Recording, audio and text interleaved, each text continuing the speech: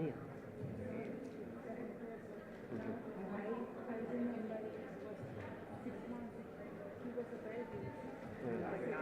Voy. Okay.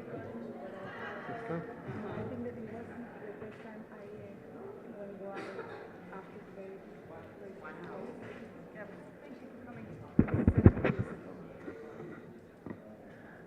Buenos días.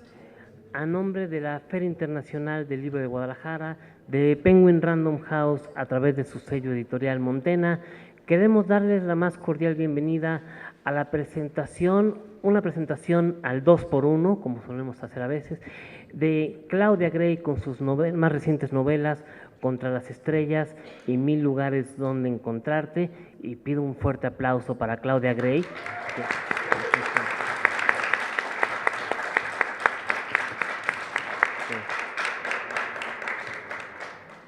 Y también pido un aplauso para nuestra presentadora de lujo, Verónica Maza Bustamante.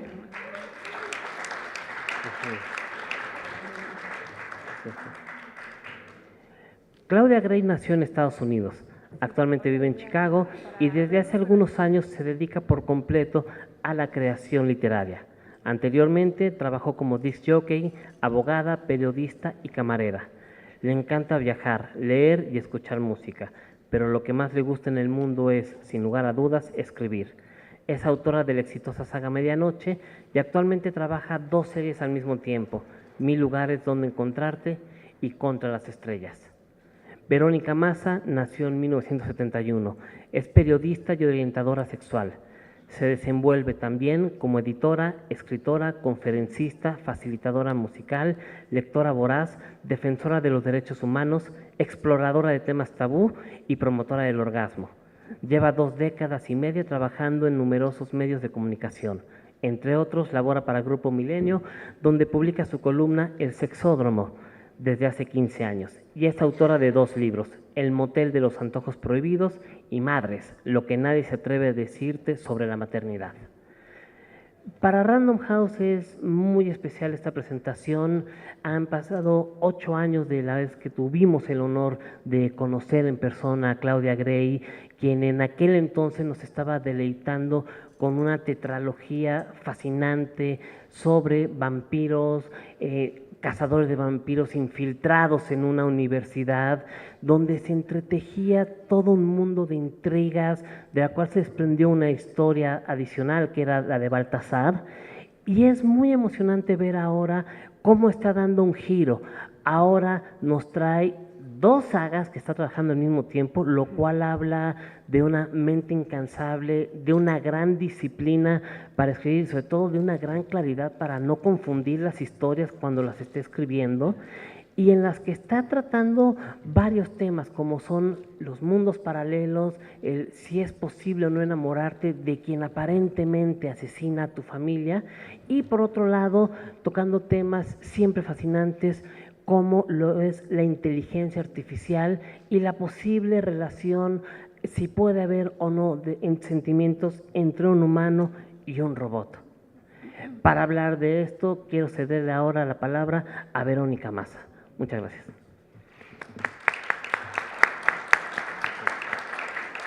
Hola, buenas tardes. ¿Cómo están?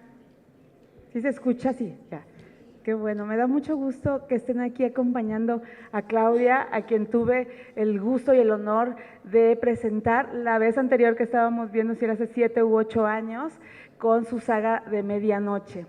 Y como acaba de comentar Diego, cuando me invitaron a hablar de nuevo en esta Feria Internacional del Libro de Guadalajara sobre la obra de Claudia Gray y empecé a leer sus libros, dije, qué felicidad me da darme cuenta que Medianoche, la saga, fue una saga redonda, completa, con varios ejemplares que se acabó ahí, y que Claudia no se quedó instalada en esta cuestión de los vampiros y este tipo de seres, sino que se fue, como decía Diego, dio este giro ahora a la ciencia ficción, que nos recuerda muchas otras historias, pero con un tono totalmente actual.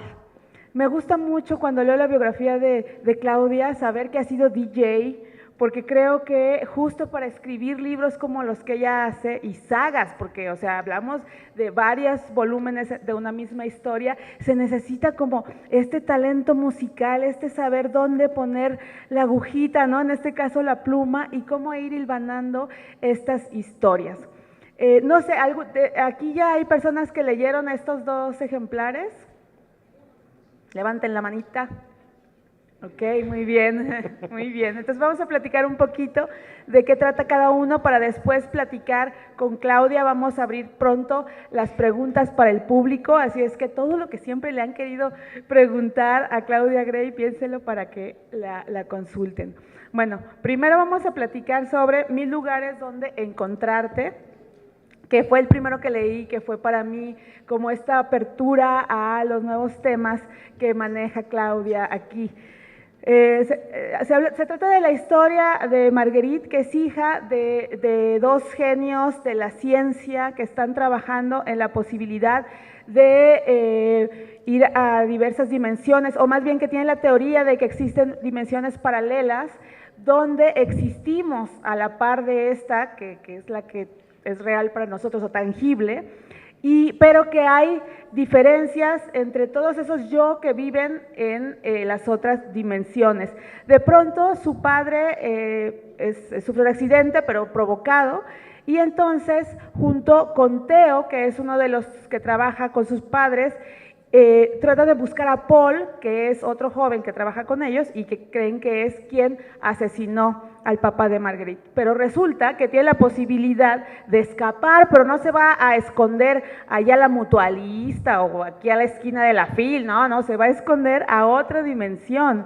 Entonces tienen el pájaro de fuego, que es como este talismán, que es el medio en el que pueden irse a todas estas dimensiones, donde se van encontrando y además van tratando de descubrir si es verdad esa teoría de que tenemos todos un destino y que a quien conocemos en esta dimensión, si existieran otras dimensiones, que yo creo que sí, como dice Claudia, ahí podríamos volver a repetir esas historias. Entonces, como podemos ver en esta novela, Claudia maneja muchas cosas. Por un lado, ¿qué pasaría realmente si pudiéramos viajar a otras dimensiones? Y lo hace de una manera como informada, se ve que platicó con gente que sabía de todos estos temas, que se involucró en tratar de entender cómo son los planos multidimensionales, que son cosas complicadas.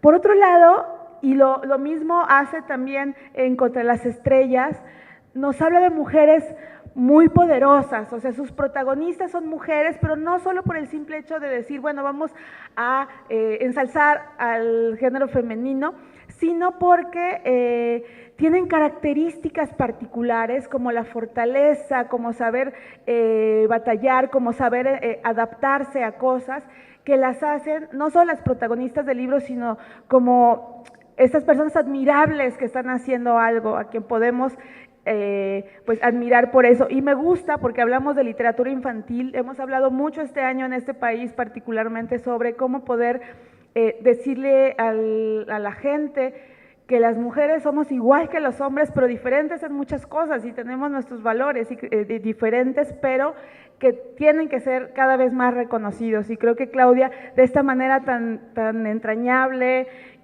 tan divertida además, tan entretenida, nos pone a las mujeres en ese lugar que nos hace falta pues seguir retomando y recuperando. Ahora tenemos en este caso Contra las Estrellas, donde la protagonista Noemí es como toda una guerrera del futuro. Esto es para mí muy cercano a Blade Runner, a todas estas historias, obviamente a Philip C. Clarke de la ciencia ficción y del amor además con los androides, ¿no? Aquí Noemí es como una guerrera del espacio, también mucho que ver con Star Wars, ahora que los veo ustedes con sus playeras de Star Wars, que va en su nave con su amiga con la que creció, ¿no? Que es Esther. De pronto pues sufren ahí un accidente, unas cuestiones en la batalla, termina en una nave que ha estado abandonada ahí por mucho tiempo, donde resulta que vive Aldo, que es un androide, pero además un androide que fue como construido de tal manera que tenía que cumplir las órdenes de su superior y resulta que como lo habían abandonado, lo habían dejado ahí, igual podía quedarse por cientos de años y llega Noemí y ella es como su superior, entonces empieza a pues ayudarla, ¿no? Apoyarla, hasta que Noemí además se va dando cuenta que no es un androide común, no es un robot sin sentimientos, es alguien que empieza a generar una empatía con ella y obviamente Noemí también pues un amor, un cariño hacia él. Entonces, como les decía, me encanta esta cuestión de, después de pasar con Claudia Gray, del mundo de los vampiros, de lo sobrenatural, ¿no? de lo que sucede en las escuelas, pero con estos personajes maravillosos, nos abre todo el panorama de un futuro que siempre pues ha estado ahí, que cada vez nos acercamos más a él y que siempre es divertido tratar como de entretener y de entretenernos pensando en ello y a la vez de pues disfrutar de una lectura, de una pluma maravillosa, muy fluida, que desde la primera página ya te está metiendo en la historia, nada de que se tarde en presentar y estas cosas, sino que ya te tiene ahí amarrada. Y pues esperemos que pronto salgan los siguientes libros de esta saga. No sé cómo le haces, Claudia. Creo que ahora vamos a pasar a esta sección de preguntas. Sí, más o menos, ¿no? Ay, les quedó claro como de qué tratan los libros.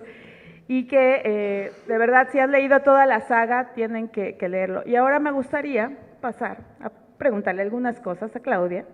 ¿Te parece bien, Claudia? I'm okay with it. Ok. ¿Cómo le haces? ¿Cómo es tu proceso para escribir primero una saga, una historia en diferentes volúmenes y ahora 2 sagas a la vez? It helps not having a life.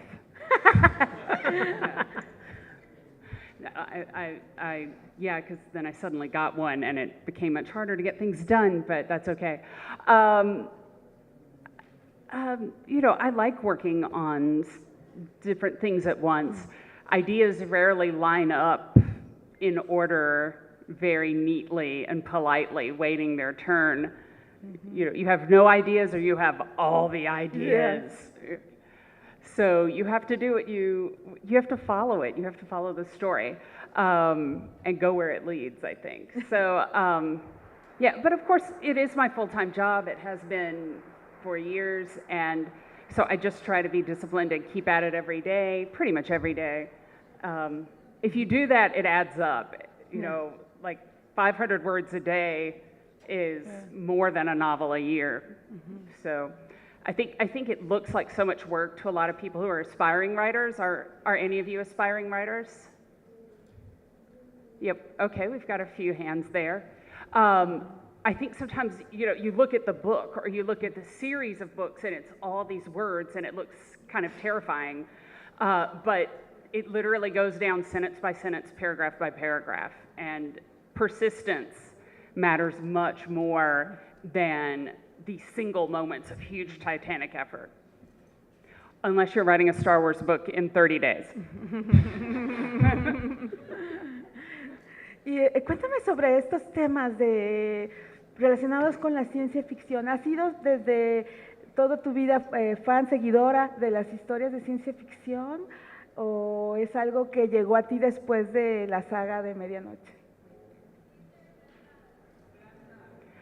Yeah, I think we probably talked about this a little when I was here before, but like I've always liked anything that was weird, or at any rate, more interesting than reality, because let's face it, reality leaves much to be desired. Bad lighting, you know, inconsistent character development, plots, you know, they just trail off, they never get resolved. I don't care for it.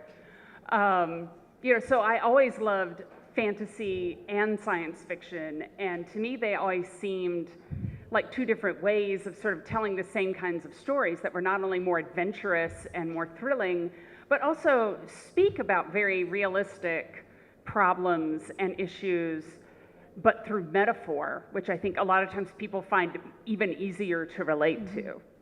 Claro. ¿Y cómo te has preparado para trabajar estos libros? ¿Hablaste con personas relacionadas con el mundo de la ciencia, de todo esto, o es tu imaginación completamente ahí?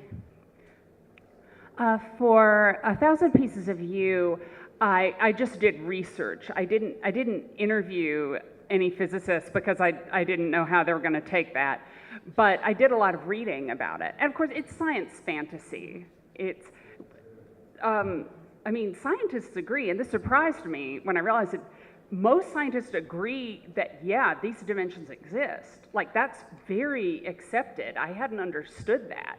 They're like, oh, sure, those are out there. But how we would ever find these, much less travel to them, that is in the amazingly distant future, if ever. So I was going to be making up the Firebird device and how it worked and things like this. But I tried to nod to the real science, to have her parents and Theo and Paul discuss some things and do some work that they really would do in their job. But that's one reason Marguerite is a painter. I wanted somebody who didn't want to get into all the scientific explanations that would A, bog the story down, and B, not be real anyway. Much more fun that way, I think. With Defy the Stars, I did get to talk to a few people.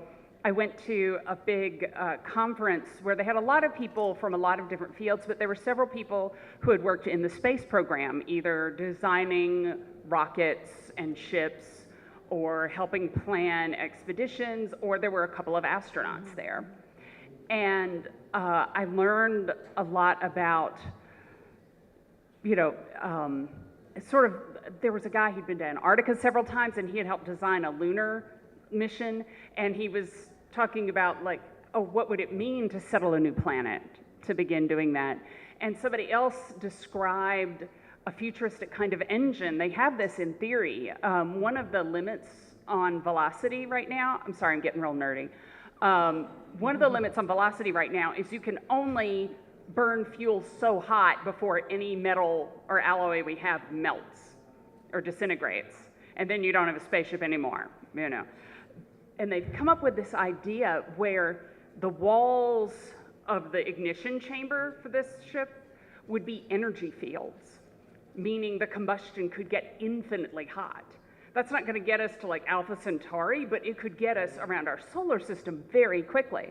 And so that's the ship in the Defy the Stars series. That's the kind of engine that it has. So I got to do that kind of thing. That was fun.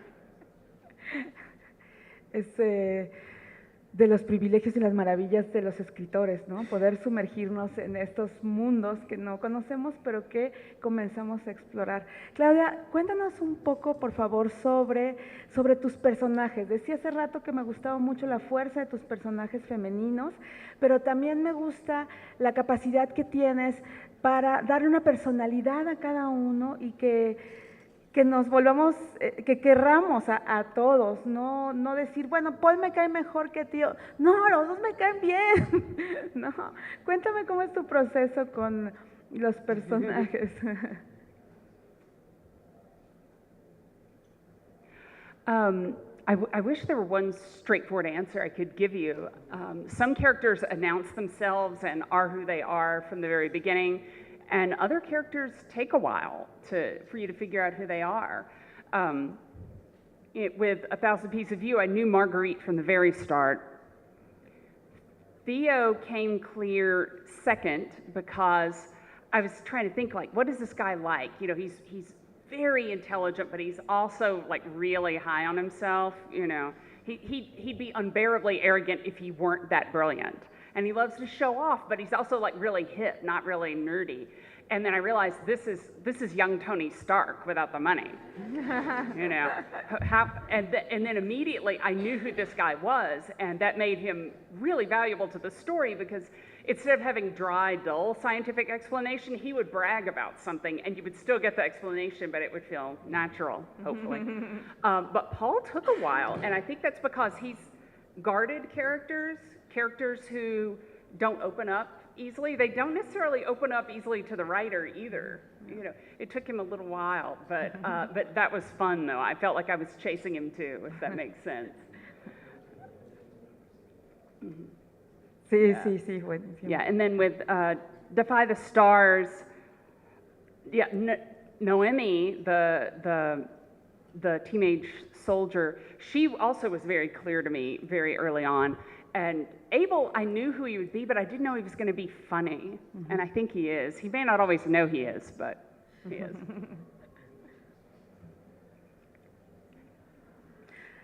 Claudia, ¿quisieras que fuéramos a preguntas con el público o seguimos conversando un poquito? En lo que Let's see, how brave are you guys? Who's going to get up and ask a question? You can ask virtually anything. Sí, Come on, si alguien somebody. quiere, porque siempre es buenísimo escuchar. A yes, brave soul in the back. Hi. si puede esperar un momento, por favor, por el micrófono para que el intérprete Sorry, pueda guys. escuchar. Sí. Gracias. Hi, Claudia. Hi. My question is in regards to the Star Wars books you have written. How different is to write about Star Wars than is to write a story of your own? Okay, I guess, I mean, the first main difference is I do not own the copyright on Star Wars, which is a great pity, unfortunately. I could just live on my yacht or something. But, so I don't have absolute say over what's going to happen to the main characters. I don't get to decide, you know, oh, this character is going to turn back to the light or that person's going to become a Sith. I don't get that call. But that said, they give you a lot more freedom than I think most people think they do. With Lost Stars and with Leia, Princess of Alderaan, they gave me like 2 lines. Like, okay, we'd like this sort of thing with that sort of thing. And that was it. With Bloodline, they gave me about a page and a half, but that was mostly explaining the political situation before The Force Awakens. I still got to do my story my way. So, also the other big difference is that the deadlines are much tighter. I didn't ever actually have to write one in 30 days. I did have to write one in 40 days.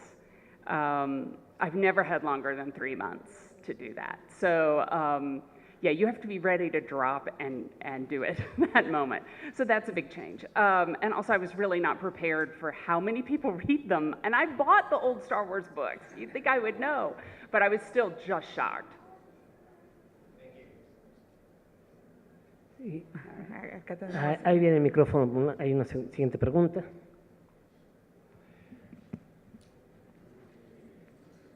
Nos hemos dado cuenta que en la mayoría de tus libros los personajes principales son mujeres.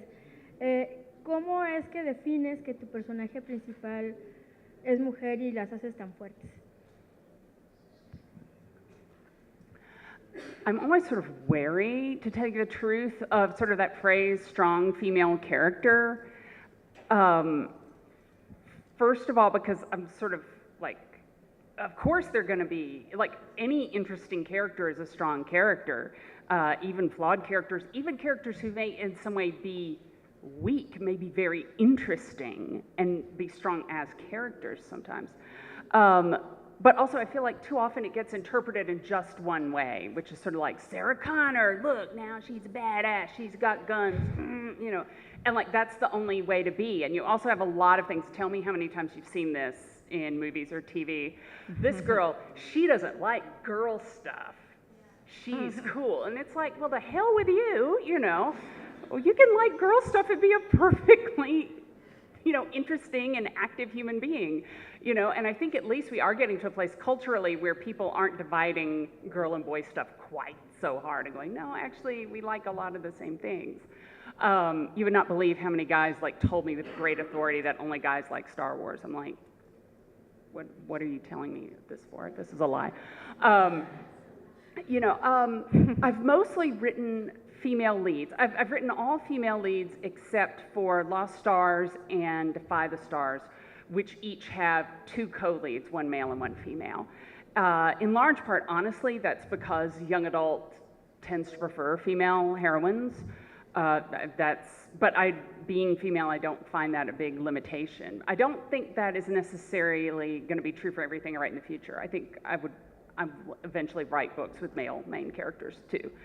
But I think the main thing is like never have somebody, you know, like you can't default to a stereotype. And I think it's very true for women, but it's true for a lot of different things, you know, sexuality or age or national origin or whatever. When you fall back on a stereotype, that's automatically weak writing. And I think, you know, female characterization suffers a lot from that, you know. Oh, she likes to go shop for shoes. And it's like, you couldn't think of any other hobby this person could have at all, you know. So I just refuse to think in that way. I mean, anybody here who has ever known more than one woman, I'm going to assume that's everybody, knows that not everybody has the exact same personality. We just have to reflect that in fiction as well. Did that make sense? I ask this a lot. All right.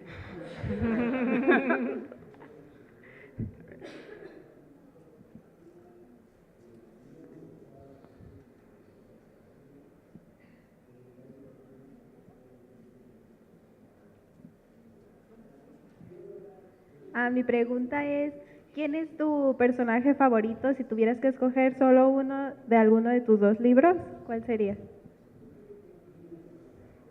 That's really hard to answer. That's like going, Mom, which kid is your favorite? You know? And like on the inside, she's like, it's Alicia, but she's not going to say that to you, you know, or whatever. But honestly, I know this sounds like a cop-out, but it's true. The characters I remember the most fondly and connect to the most were the ones that really announced themselves right away. They were who they were from page one. In the Evernight series, Balthazar was Balthazar from the first time I tried to write a line for him. In Aguas Oscuras, or it was called Fateful in English, Tess was herself from page one. You know, so I connect pretty strongly to the ones. I mean, I guess that's why they reveal themselves so quickly, is there's some form of connection there. I will say the only book where both main characters came to me right away really was Defy the Stars, where I really had them. I didn't know Abel was funny, but I knew them starting out. ¿Puedo preguntar algo antes de que preguntes relacionado con los personajes? Y después, ¿cómo es tu relación con personajes como Baltasar o Bianca después de tantos libros, de tantos tiempo, años, estando en contacto con ellos? ¿Vuelven a tu mente a acompañarte de pronto o se quedan guardaditos y pasas a los nuevos personajes? I mean, it's a mixture of both. You know, I do remember them, and sometimes I see things that I know an earlier character would love, or I can imagine what they would say about that. Anytime I see really beautiful space photography, I think of Bianca, for instance. But, you know, I love the new characters too, you know, and it's less about like casting away old characters because I still love them, as making sure that I'm paying attention to the new ones. You know, they need to have their moment. So. And you have to make room for that. You just do. It would be delightful to keep writing one series forever and ever and ever. And I'm jealous of writers who've had something be so popular that they get to do that. But, you know, for me, I have to learn to move on. But they do always stay with me. I do think of them. Gracias, gracias. Buenas tardes, mi nombre es Braulio. Soy booktuber, hago videos para YouTube hablando de libros. Y bueno, quiero agradecerte porque soy fan de los dos libros, me han encantado y sobre todo Mil lugares donde encontrarte es maravilloso para mí, es muy importante. Ahora, mi pregunta sería, ¿cómo eliges los lugares en Mil lugares donde encontrarte? Los lugares y las características de estos lugares, por ejemplo, cuando eliges Inglaterra o Rusia, ¿por qué o cómo? ¿Tienes algún cariño por esos lugares? ¿Los conoces o cómo? Basically, I mean, the first rule of developing a dimension in 1,000 Pieces of View was, seriously, would that be awesome? You know, like, would it be awesome? Okay, let's figure out how to make it work. And I just read a book, a nonfiction book about Russia, and so Russia was sort of on my mind. I just read a nonfiction book about oceanography, that was on my mind. I have been to London several times, so I thought about this. In future books, she winds up going to Rome, another place I've gone several times. So those things connect. It wasn't so much worrying about accuracy, because if I got anything wrong, it would be like, well, that's the way it was in our universe, but in that one, you know, yeah, that's how it is there, sure. So that was fun. But then once I knew the first few, I sort of went back and figured out her parents' past. Her parents had to have the background and the families that would make their being at several different places on the globe feasible. You know, sometimes it's who they are as scientists and scholars that takes them all over the place. But her mother has Russian heritage, which is why she winds up in Russia. Her father is English, which is why she winds up in England at some point. And having her parents be the kind of people who could believably be almost everywhere was really important to making that work. Gracias.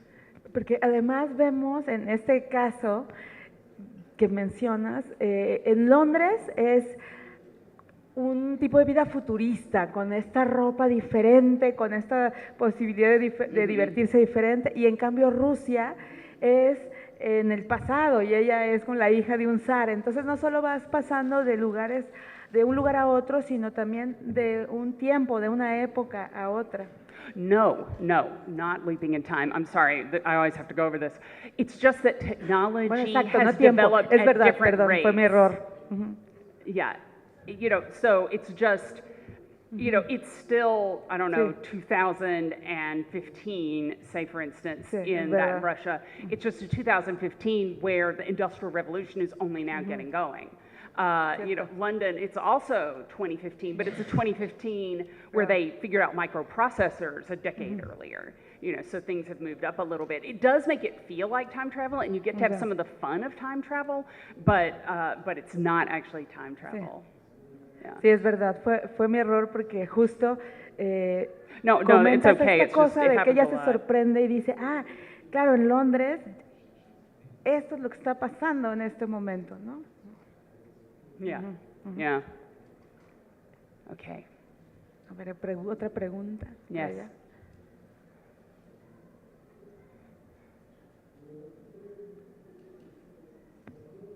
Hi. Hello. Hi. I'm interested in Bloodline, in the relationship between Leia and Ransom.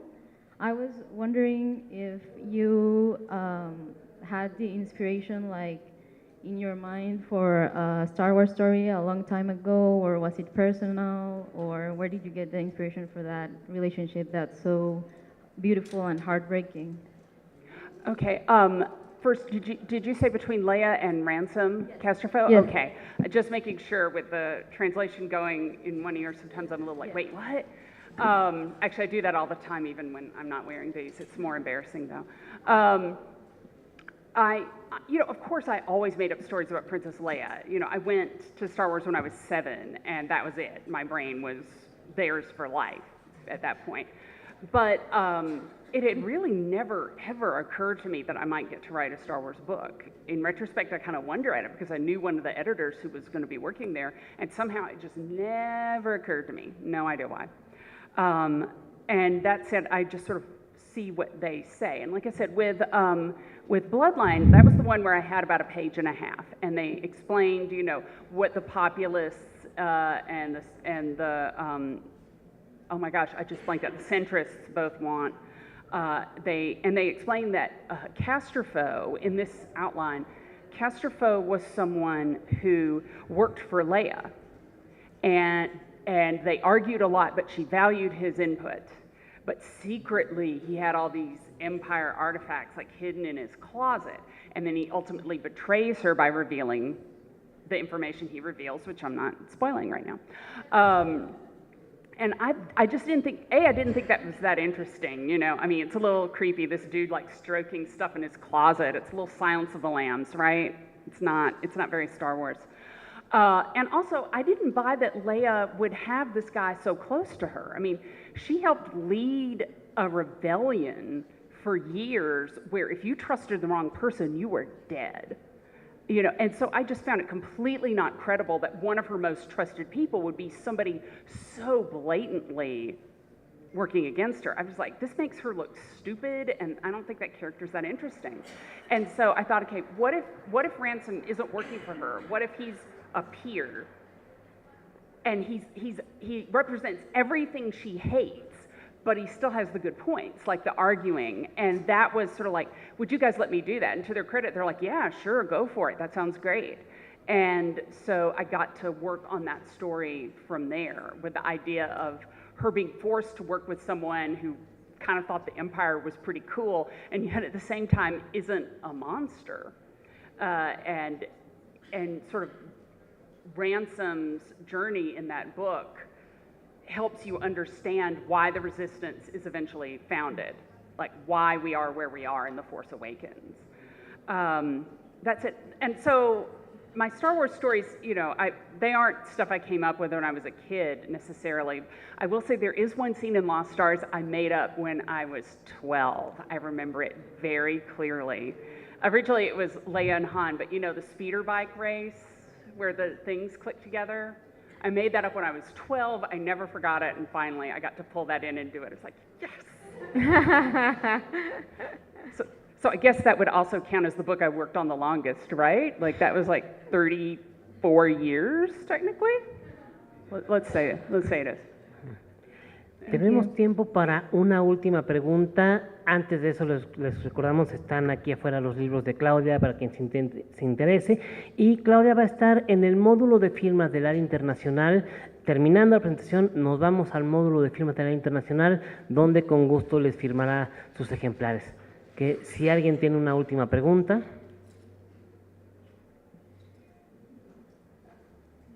Estaba más cerca, lo siento. Yo de nuevo. ¿Qué viene para Claudia próximamente para escribir, independientemente de si es de Star Wars o si son sus otras novelas? ¿Qué es lo próximo que viene para ella? Well, let's see. The Firebird series, this one is complete, but I am working on the third book in the Constellation series, which is this one. I'll finish that early next year. I'm not currently working on another Star Wars book. I would like to do another. I think they would like me to do another, so I feel like it's going to happen, but again, I'm not working on anything right now. Let's see. I'm working on some other ideas, mostly science fiction-y, although I also have one just sort of straight mystery idea that I'm interested in. Not stopping writing for sure, but, oh, and then I can't really say for who or what it is yet, but I expect I'll probably be doing my first graphic novel next year. So I'm excited about that. Wow. Is that us? Pues bueno, no nos resta más que agradecerles su presencia. Un aplauso para Claudia, que es un placer tenerte de vuelta después de tanto tiempo. Verónica, gracias por acompañarnos, como hace 8 años que amadrinaste a Claudia. Gracias por nuevamente ser la madrina en este evento. Nos vemos en el área internacional en el módulo de firmas. Buenas tardes.